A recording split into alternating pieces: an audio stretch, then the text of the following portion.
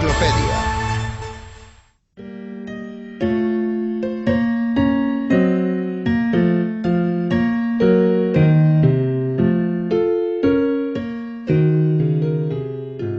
Fue un músico insigne y un compositor genial. Sin embargo, su música, a la que Goethe comparó con el pensamiento divino antes de la creación, no fue comprendida por sus contemporáneos. Johann Sebastian Bach no logró el reconocimiento público hasta 2 siglos después de su muerte. El compositor alemán Johann Sebastian Bach nació el 21 de marzo del año 1685 en una familia de músicos.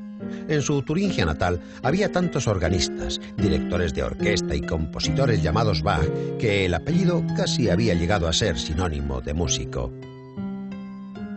La madre de Bach murió cuando éste tenía 9 años y su padre, que ya le había dado las primeras lecciones de música, falleció al año siguiente. El pequeño huérfano se fue a vivir a Ohrdruf con su hermano mayor, Juan Cristóbal, organista y profesor de música, quien se ocupó de continuar la formación musical de Juan Sebastián. Varios años después, el joven músico, recomendado por sus profesores, se fue a Lunenburg para proseguir sus estudios.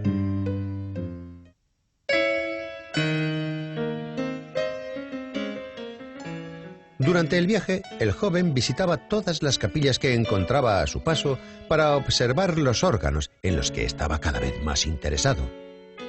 Se graduó en la Escuela de la Iglesia de San Miguel, obteniendo un diploma que le daba acceso a la universidad.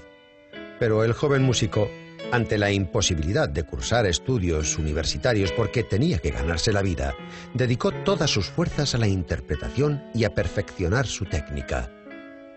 Bach inició un peregrinaje de ciudad en ciudad que habría de prolongarse durante varios años. Él solo primero, y acompañado por su joven esposa, María Bárbara después, Bach era un simple organista de iglesia, un oficio humilde y oscuro que él iluminaba imprimiéndole toda su fuerza e ilusión, lo que producía cierto malestar entre la burguesía y el clero. En esa época, el talento como compositor de Bach se desarrolló rápidamente. Fascinaba a su público interpretando sus primeras cantatas con inusitada frescura. A los 23 años, Bach entró al servicio del duque de Weimar. Allí tuvo la oportunidad de dar rienda suelta a su talento desde un principio. Combinaba su oficio de organista con el de ayudante del director musical de la capilla. También compuso música de diversos géneros y nunca tuvo miedo de experimentar. Al trasladarse a Coeten, Bach se vio privado de su querida música de órgano. En la humilde corte del príncipe Coeten no había ningún órgano.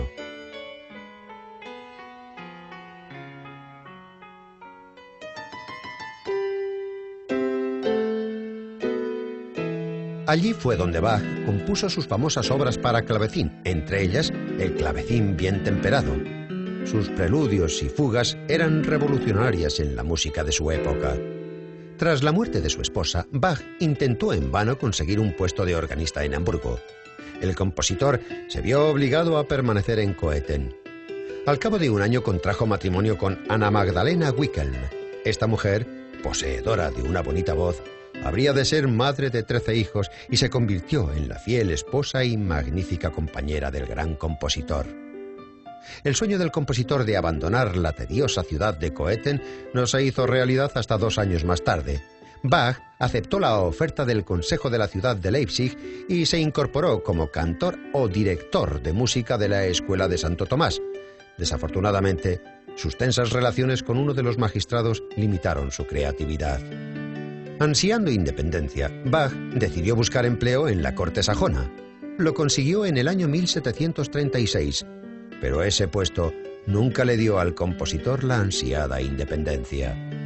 A pesar de todos los problemas, el gran compositor siguió dedicándose a la música. Compuso un gran número de obras, como las célebres Pasión según San Juan, Oda fúnebre y Pasión según San Mateo.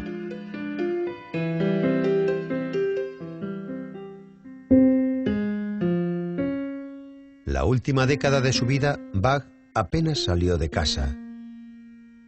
Sus únicos contactos con el mundo exterior eran su esposa Ana Magdalena, sus hijos y algunos alumnos. A los 64 años, Juan Sebastián se quedó casi ciego.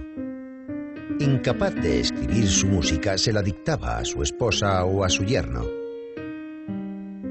10 días antes de morir, Bach recuperó la vista inesperadamente. Pidió que abriesen las cortinas de su habitación. Se sentó en su cama y se dispuso a contemplar ávidamente el verano por la ventana. Su mejoría no duró mucho.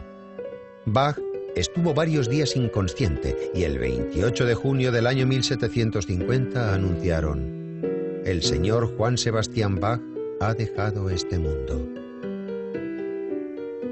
Poco antes de su muerte, Bach mandó llamar a su yerno y le dictó nota a nota la variación coral para el tema Cuando estamos en grandes dificultades.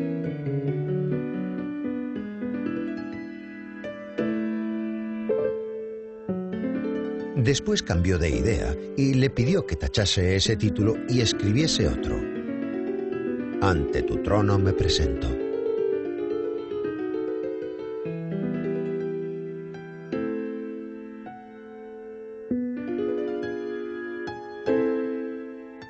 Esa fue la última de las más de 1000 obras del gran compositor.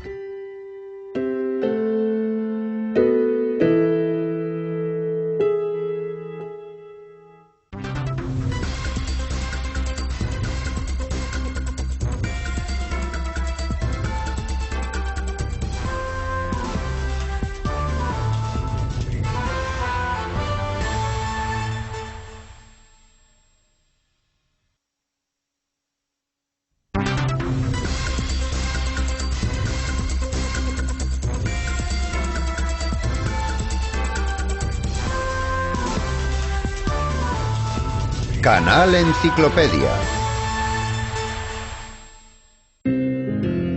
A la edad de 32 años escribió: «Oh, qué injustos sois conmigo todos aquellos que me consideráis cortante, testarudo y misántropo. Ha faltado muy poco para que acabara con mi vida. Solo la fuerza del arte me retuvo». El arte no solamente le previno de la muerte, sino que también le ofreció la inmortalidad al general de la música Ludwig van Beethoven. Ludwig van Beethoven nació el 16 de diciembre del año 1770 en Bonn. Su madre murió a una temprana edad y su padre, el tenor de la corte, dado a la bebida, se gastaba su escaso sueldo en ella. Obligó al joven Ludwig a estudiar música para explotar el talento del que, según él, sería el pequeño Mozart. Por lo tanto, siendo muy joven, Beethoven tuvo que hacerse cargo de toda su familia, formada por 2 hermanos pequeños y un padre alcohólico. Beethoven creó su primera composición a la temprana edad de 12 años y con solo 20 compuso su primer ballet.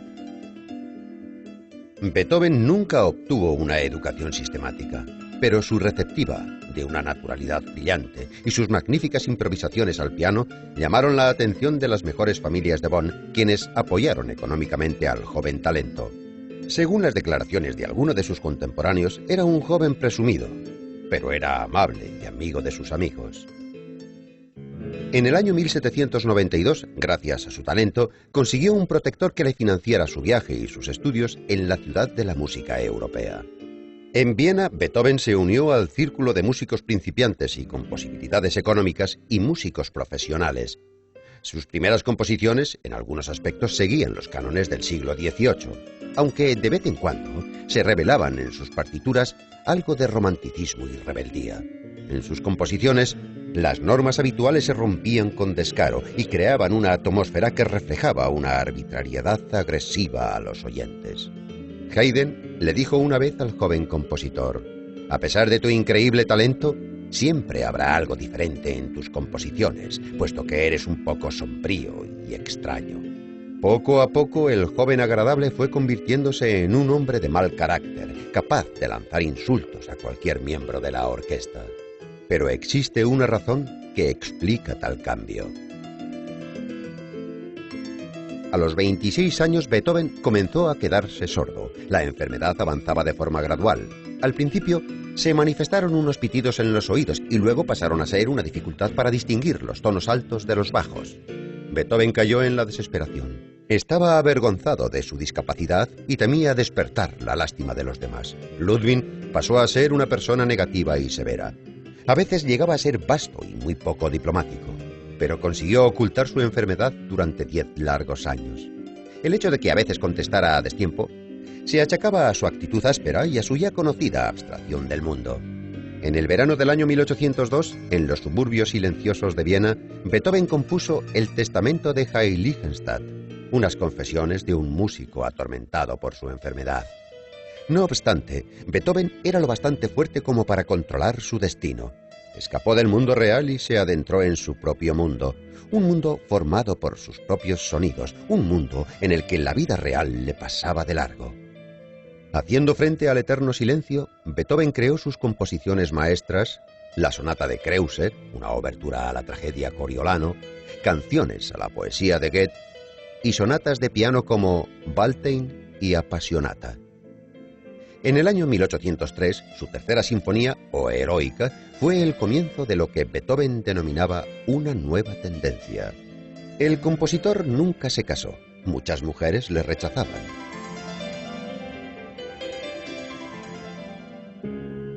Aún así, en una ocasión, sus sentimientos hacia una de sus estudiantes le inspiraron para crear una de sus composiciones más conocidas. Su sonata más famosa, más tarde llamada Claro de Luna, está dedicada a su estudiante, la duquesa Giulietta Guicciardi. Durante casi toda su vida, Beethoven vivió en la pobreza. En una ocasión, el músico se justificó de su ausencia declarando lo siguiente: «Yo no estaba enfermo. Mis únicos pares de botas cogieron tal resfriado que casi no sobreviven». Solamente en el final de sus días comenzó a tener buenos encargos, pero el compositor solía vender los manuscritos a varios compradores al mismo tiempo, y jugando a las cartas ganaba sumas que superaban con creces sus honorarios. Ese dinero se lo enviaba a Caspar, su sobrino huérfano. Beethoven compuso la novena sinfonía estando ya completamente sordo. Durante su composición, el músico cantaba, gritaba y se alteraba. Parecía rendir una batalla emocional a un enemigo invisible. En la noche del estreno, Beethoven tomó asiento cerca del director. Al estar de espaldas a la audiencia, el músico no escuchaba los aplausos del público. Uno de los músicos le agarró de la manga y le giró para que contemplase el espectáculo. En diciembre del año 1826, Beethoven cogió una neumonía. El 24 de marzo del año 1827 hubo una gran tormenta. Según cuenta un testigo, un relámpago apuntaba al lecho de muerte del compositor. Beethoven abrió los ojos, levantó su brazo derecho y alzó el puño con una mirada estricta y amenazante. Ya no respiraba. Su corazón había dejado de latir.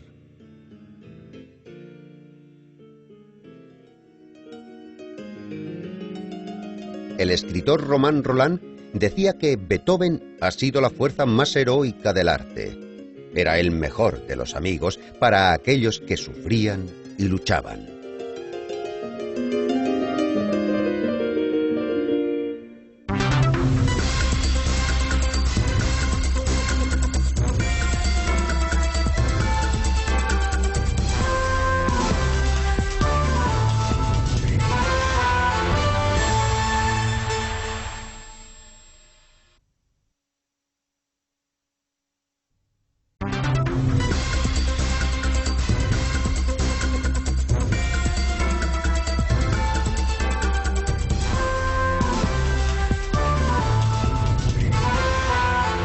Canal Enciclopedia.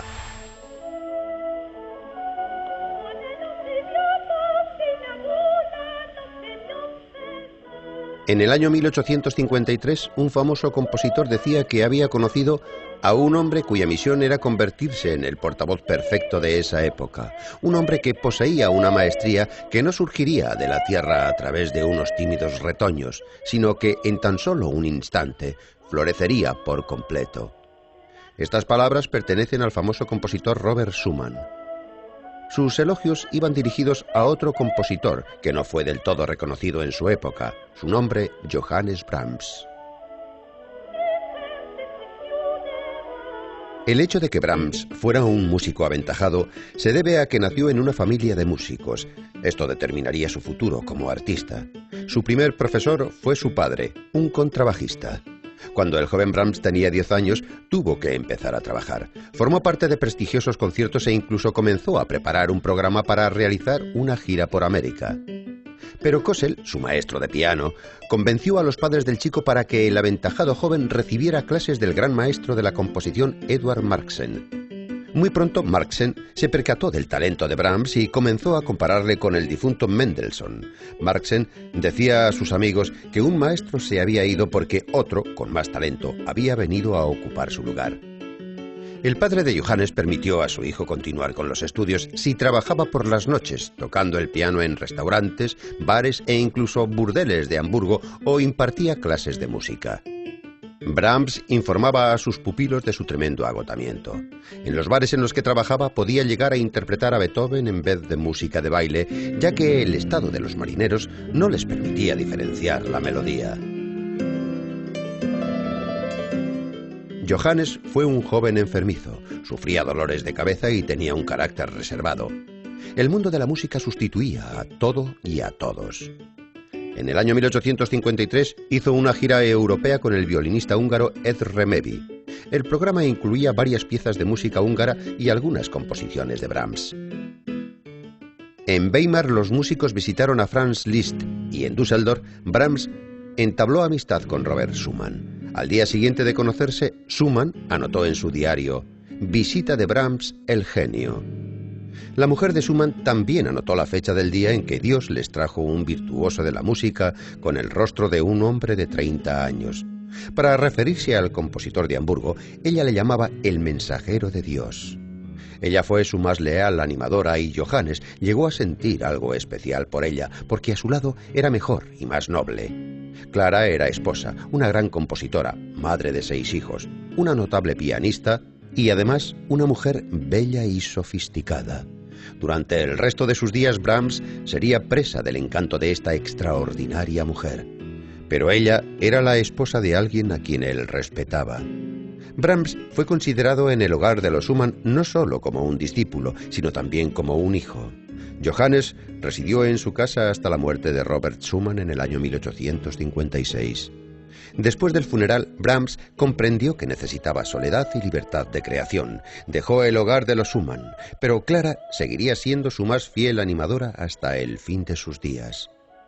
Durante los próximos 3 años, Brahms entró al servicio de la corte de Detmold y tuvo la oportunidad de familiarizarse con la música de cámara. Allí conoció a la cantante Agatha von Schiebel. Se enamoró perdidamente de ella. Pero se dice que por temor o impotencia, cuando surgió lo que concierne al matrimonio, él prefirió marcharse. En el año 1860 viajó a Viena y los ciudadanos de la capital de la música por excelencia se enamoraron del talento de Brahms. En una ocasión, la esposa de Strauss le pidió que escribiera en su diario. Brahms, halagado, escribió en su diario de una manera singular. Anotó algunas notas, pero no de su propia música. Anotó las primeras notas del Vals del Danubio Azul de Strauss. A continuación escribió: «Desafortunadamente, no son de Johannes Brahms». En junio del año 1864, Brahms tuvo que regresar a Hamburgo, ya que la turbia relación entre sus padres desencadenó una separación. Johannes hizo todo lo posible para apoyar a su madre y a su hermana, proporcionándolas un sustento económico. Poco después, su madre murió a causa de un infarto cerebral. Su muerte le dio el último ímpetu para finalizar su requiem alemán. La idea de componer una obra de estas características surgió tras la trágica muerte de Schumann, y 12 años después el compositor terminaba la 6ª parte del requiem y lo dedicaba a la memoria de su madre. En el año 1868 tuvo lugar la primera representación del requiem alemán. La obra causó un verdadero impacto emocional en los espectadores. Desde entonces, las obras más destacadas de Brahms serán los estrenos de sus composiciones, tales como la Primera Sinfonía en Do menor, la Cuarta Sinfonía en Mi menor y sonatas para clarinete. Finalmente, la popularidad de Brahms se extendió de tal forma que pudo ver realizada una de sus mayores aficiones: viajar. Visitó los lugares más pintorescos de Suiza, Alemania y Austria, y también viajó varias veces a Italia. Su lugar favorito por excelencia era la apartada localidad de Bad Ischl, Austria.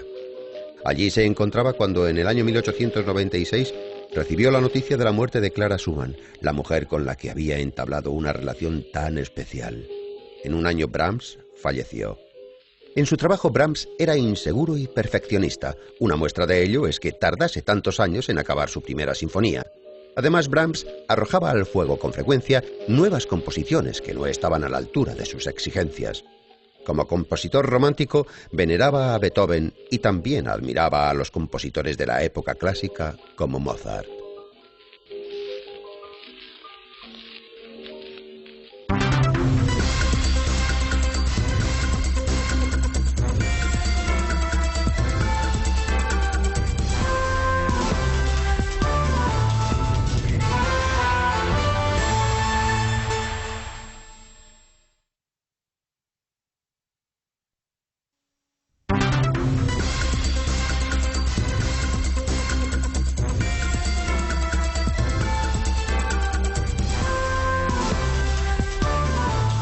Canal Enciclopedia.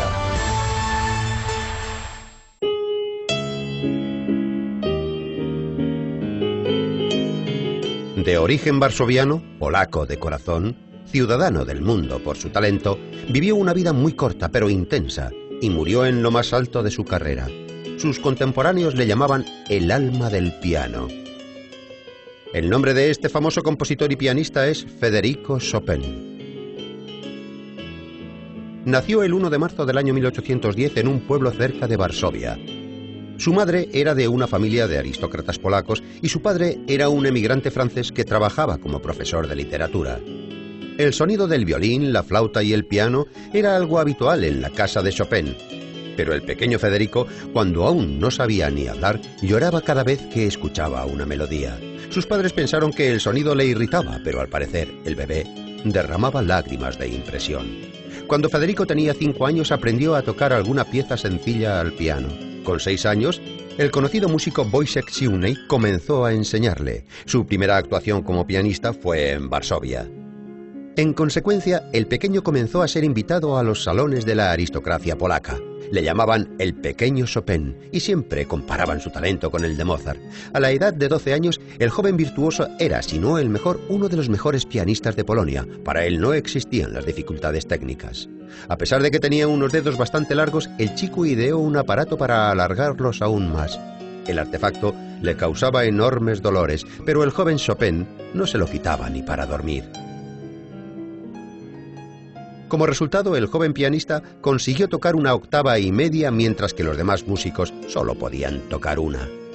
Además de la música, Federico hablaba alemán y francés con fluidez. Estudió la historia de Polonia y leía multitud de libros. Destacaba por su ingenio, su agudeza y su curiosidad intelectual. Además, también tenía talento para el dibujo, sobre todo para las caricaturas. Y su talento en la mímica era tan especial que incluso podría haberse dedicado a la comedia. Tras finalizar sus estudios en la Escuela Superior de Música de Varsovia, Chopin fue reconocido como el mejor pianista polaco. Su talento como compositor ya había madurado. 2 conciertos de piano y orquesta compuestos a los 19 años siguen siendo las piezas favoritas de músicos en todo el mundo.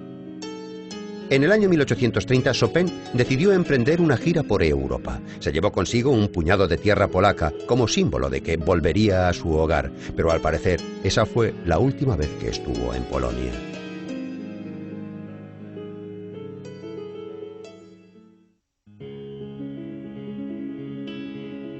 Una vez de viaje, llegó a sus oídos la rebelión de los patriotas polacos contra la autocracia rusa. Él quería regresar a su país, pero su familia temía que el compositor se uniera a los rebeldes y le convencieron de que su mejor arma era su talento. Chopin viajó a París, donde se enteró de que la rebelión había sido un fracaso. La presión política y la represión de la cultura polaca se volvió cada vez más fuerte. Entonces, el compositor escribió una de sus mejores obras en honor a estos trágicos eventos. Desde el otoño del año 1831 hasta el final de sus días, el compositor residiría en Francia. En el París de aquella época abundaban los virtuosos de la música, pero Chopin se las ingenió para impresionar a su público gracias a sus actuaciones de gran inspiración. A pesar de que no le agradaban los grandes salones y admitía que le asustaba la multitud, procuraba tocar en los salones oscuros, ya que ese era el ambiente que le producía más calma y serenidad. No obstante, las actuaciones no le aportaban demasiado dinero, así que el músico tuvo que impartir 5 horas de clase diarias. Francia nunca se convirtió en su segundo hogar. A menudo se planteaba el hecho de volver a su tierra natal, pero la popularidad de Chopin agrandó aún más su círculo de amistades. Entre ellos estaban el músico húngaro Franz Liszt, el poeta alemán Heine, el compositor francés Berlioz y el artista Delacroix. A los 26 años el compositor conoció a la escritora francesa Aurora Didevant, conocida bajo el seudónimo de George Sand. Su reputación era escandalosa. Fumaba en pipa, vestía con trajes de hombre y a menudo cambiaba a sus esposos por sus amantes. Al principio la escritora no despertó el interés de Chopin, pero los regalos literarios de Aurora y su carácter conquistaron al músico. George Sand se convirtió en su mejor amiga. Vivieron juntos durante 10 años. En esa época el talento del compositor estaba en su punto más alto. Fue reconocido como el mejor pianista del mundo. Asistir a una de sus lecciones era considerado todo un honor y solamente la alta sociedad podía disfrutar del músico tocando el piano. Raramente ofrecía conciertos, ya que prácticamente dedicaba su tiempo a componer obras. Por otro lado, su relación con Aurora se convirtió en una pesadilla para Federico. George Sand le trataba con arrogancia y le despreciaba. Los amigos del compositor veían a Aurora como una planta venenosa que hacía miserable la existencia del compositor. La ruptura de su relación con George Sand, la muerte de su padre y de su mejor alumno, sumieron a Chopin en una depresión mental que agravó su vieja dolencia en los pulmones. Durante los próximos 2 años no compuso ni escribió prácticamente nada. La tuberculosis progresaba y su fama como compositor degeneraba. Federico Chopin murió el 17 de octubre del año 1849. Solamente tenía 39 años. En su funeral, los mejores músicos interpretaron obras de Chopin y de Mozart. Aunque su cuerpo permanece en París, se obedeció la última voluntad del músico, extrayendo su corazón y depositándolo en la iglesia de Santa Cruz de Varsovia. Chopin ofreció su último concierto en Londres, en honor a sus compatriotas los inmigrantes polacos. El músico, a quien algunos llamaban el Mozart polaco, fue la personificación de la creatividad de toda la nación polaca.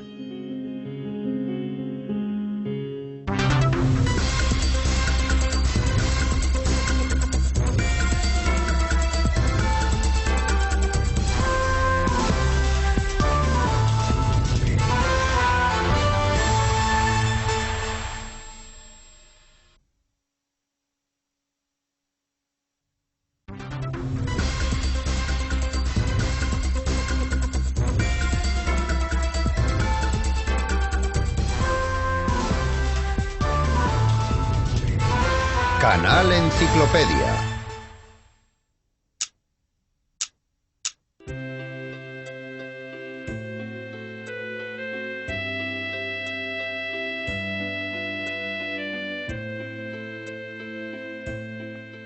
¿Hay alguien hoy en día que no reconozca esta melodía? El talento de su autor fue vagamente reconocido durante su vida. Franz Schubert, uno de los primeros compositores románticos, ponía un trocito de su alma, sorprendentemente pura e inocente, en cada una de sus composiciones.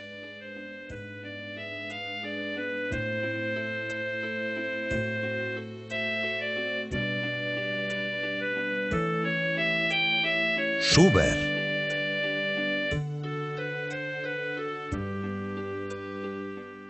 Franz Schubert nació el 31 de enero del año 1797 en el seno de una numerosa familia en los suburbios de Viena. La música siempre estuvo presente en la familia Schubert, ya que una pequeña compañía de músicos amateur se reunía allí durante sus vacaciones. Su padre le enseñó a tocar el violín, su hermano mayor a tocar el piano y un profesor le impartió clases de teoría musical y de órgano. Cuando un segundo profesor llamado Wenzel Rudiska se percató del enorme talento del joven de tan solo 10 años, afirmó: «Ya sabe todo lo que hay que saber, no tengo nada más que enseñarle». Con solo 11 años el joven Schubert fue enviado al seminario de coristas en Viena y entró como cantor en la capilla imperial. La majestuosa voz y la sorprendente musicalidad de Franz hicieron de él una pequeña estrella. Schubert creó su primera composición a la edad de 13 años. 2 años después, Antonio Salieri, profesor de la orquesta de la escuela, comenzó a dar clases al joven compositor. Pero el padre de Franz no quería que su hijo dedicase toda su vida a la música. Cuando la voz de Schubert comenzó a madurar y se vio obligado a dejar el coro, su padre le convenció para que comenzara los estudios de profesorado. Durante los 3 años siguientes, Franz enseñó en la escuela de su padre, pero Schubert no olvidaba su tan amada música y se las ingeniaba para componer durante los descansos. Con tan solo 20 años ya era el autor de 5 sinfonías, 7 sonatas y 300 canciones, donde combinaba las letras de los poemas de Goethe. No era alto, tenía un cuerpo corpulento y era tímido, pero era un joven encantador que creó una sociedad cultural especial que atraía a los mejores artistas de Viena. El compositor organizaba reuniones de artistas dedicadas a la música y a la lectura. De este entorno procede el término de Schubertiadas. La música de Schubert no dejaba de sonar, nunca dejaba el piano y componía en todo momento. Cuando Franz Schubert se dio cuenta de su verdadera vocación, abandonó definitivamente la enseñanza. Su padre, encolerizado, le obligó a dejar su casa sumido en la pobreza. Durante algunos años, Franz se vio obligado a vivir en casa de amigos, quienes le ayudaron en todo lo que pudieron. Componía todos los días, a todas horas, sin descanso y sin parar. No dejaba de componer ni siquiera durante la noche. Se levantaba por las noches para escribir estrofas que se le ocurrían. El famoso tenor Johann Borg interpretaba las canciones del compositor y así se hizo conocido en todos los salones musicales de Viena. Mientras tanto, el sincero y romántico trabajo del autor permanecía en segundo plano. Schubert no era un pianista virtuoso como Mozart, Liszt o Chopin. No conseguía saciar el gusto del público, que aguardaba composiciones brillantes. Para ganarse la vida, tuvo que trabajar como tutor de música de niños sin talento que pertenecían a familias nobles. Era muy tímido y no demandaba demasiado por miedo a ser humillado ante personajes de gran influencia. Franz era a veces víctima de sus editores, ya que estos sacaban beneficio de su credulidad. Además, debido a su pobreza, se le prohibió casarse con la mujer que amaba, que finalmente se desposó con un confitero adinerado. A causa de la desesperación, en una ocasión, el compositor colgó su abrigo con los bolsillos hacia afuera, con el único objetivo de mostrar a sus acreedores que no tenía nada más que ofrecerles. «¿Qué me va a ocurrir?», escribió en una ocasión. «Puede que en mi vejez, al igual que el arpista de Goethe, tenga que ir de puerta en puerta pidiendo limosna». No sabía que nunca llegaría a la vejez. Cuando el artista se encontraba sumido en la desesperación, la diosa Fortuna comenzó a sonreírle. El 26 de marzo del año 1828 fue nombrado miembro honorífico de la Sociedad de Amigos de la Música de Viena. Ahí fue cuando celebró su primer concierto propio. Por primera y única vez en su vida, Franz Schubert saboreó lo que era el verdadero éxito.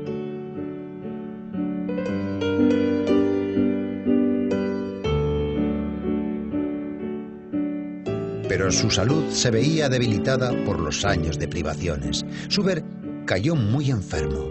El destino permitió que el romántico vienés Franz Schubert muriera a la edad de 31 años. La inscripción de la modesta tumba dice: «Aquí yace un rico tesoro y, sobre todo, más esperanzas gloriosas».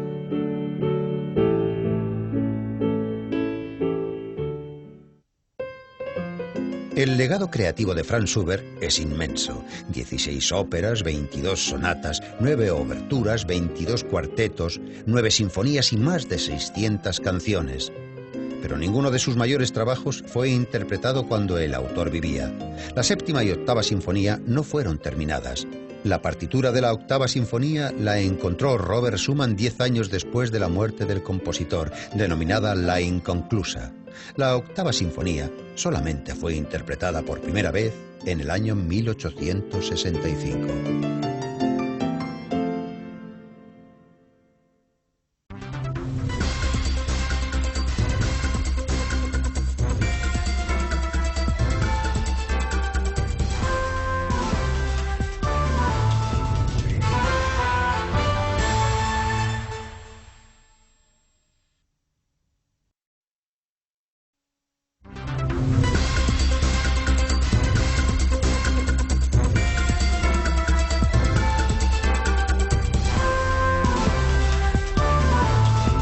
Canal Enciclopedia.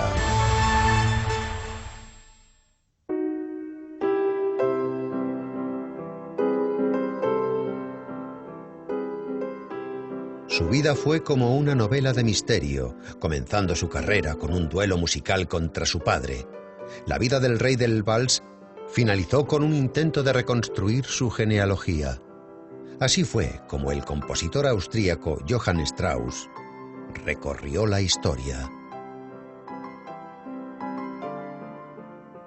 Nació en Viena el 25 de octubre del año 1825.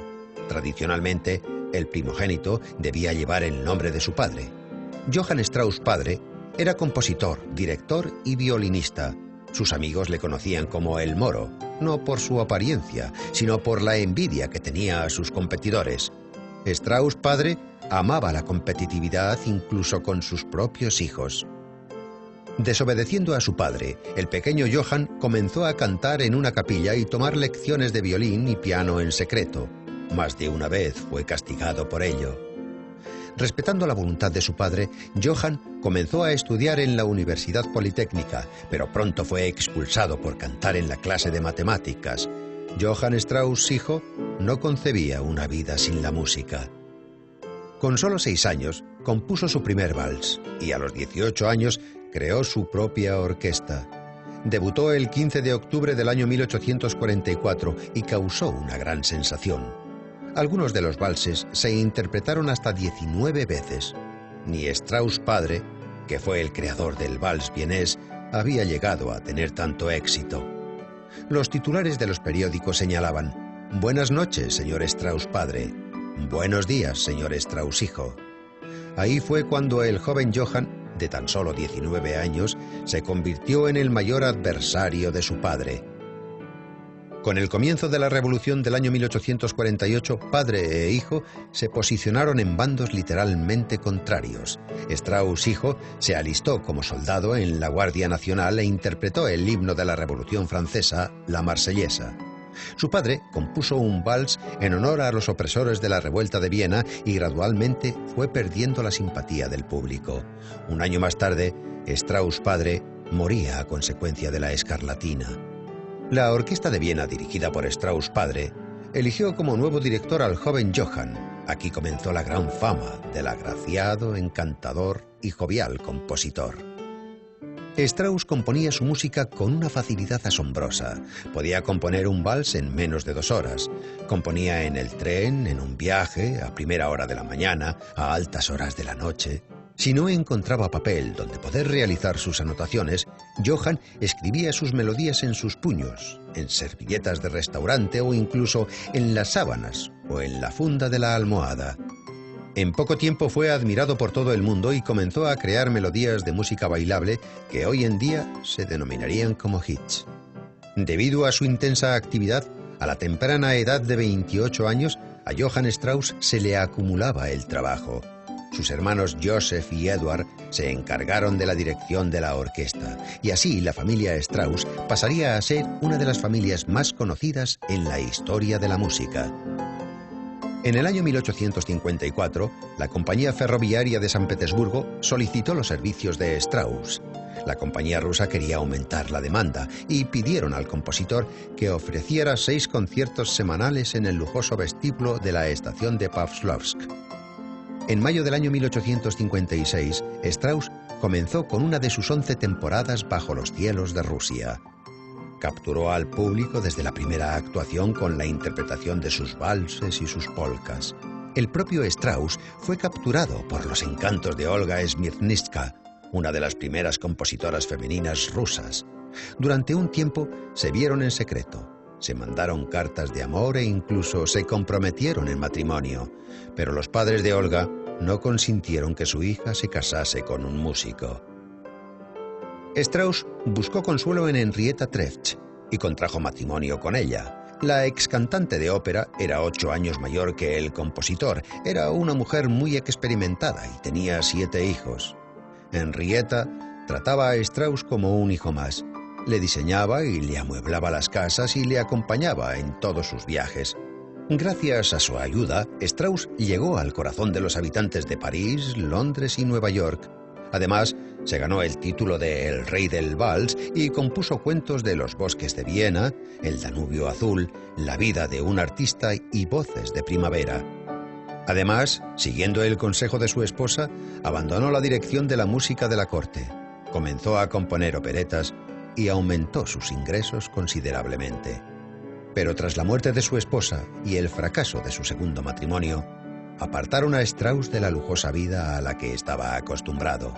Solamente su tercer matrimonio con la viuda Adele le devolvería la felicidad, y en el año 1885 compuso la famosa opereta El Barón Gitano.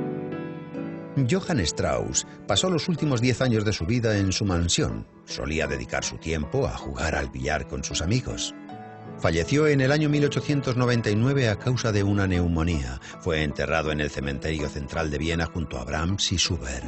40 años después, en el año 1938, cuando Austria pasó a formar parte del reinado del Reich, los nazis se interesaron por su genealogía. Resultó que el hombre que representaba el símbolo de la nación austríaca descendía de sangre judía. Ya era imposible prohibir obras como Cuentos de los bosques de Viena o El murciélago, así que los inspectores se limitaron a eliminar los documentos más comprometedores, aunque para el gran genio austríaco ya carecía de importancia.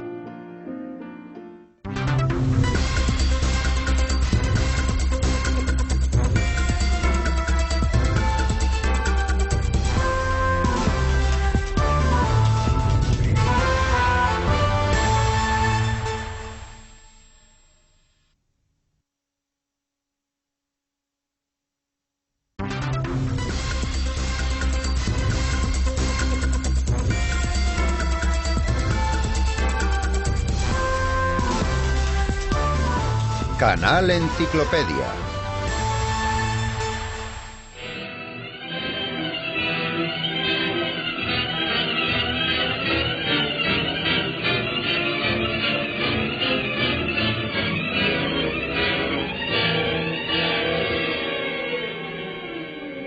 Cuando tenía 18 años me consideraba alguien importante y con orgullo decía yo. A los 25 años comencé a decir yo y Mozart. A los 40 años, Mozart y yo. Ahora solo digo Mozart. Estas palabras pertenecen a Giuseppe Verdi, el compositor que, gracias a sus óperas, se convirtió en el orgullo nacional de Italia.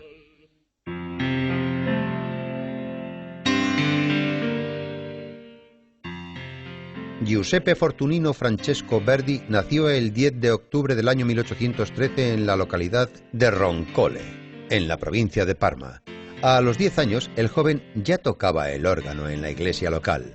Pronto, Ferdinando Provesi, un gran organista y director de la Orquesta Filarmónica del pueblo vecino de Busseto, se dio cuenta del talento del chico. Provesi tuteló a Verdi y le enseñó las bases de la composición musical y las técnicas de dirección. Además, le ayudó a mejorar con el órgano. El comerciante local Antonio Barecci acogió al joven músico en su casa y se ofreció a pagarle su educación. Pero a la edad de 19 años, Verdi no fue admitido en el Conservatorio de Milán. Volvió a Busseto y en el año 1836 Verdi se casó con Margherita Barecci, la hija de su mecenas. Pronto tuvieron una hija y un hijo.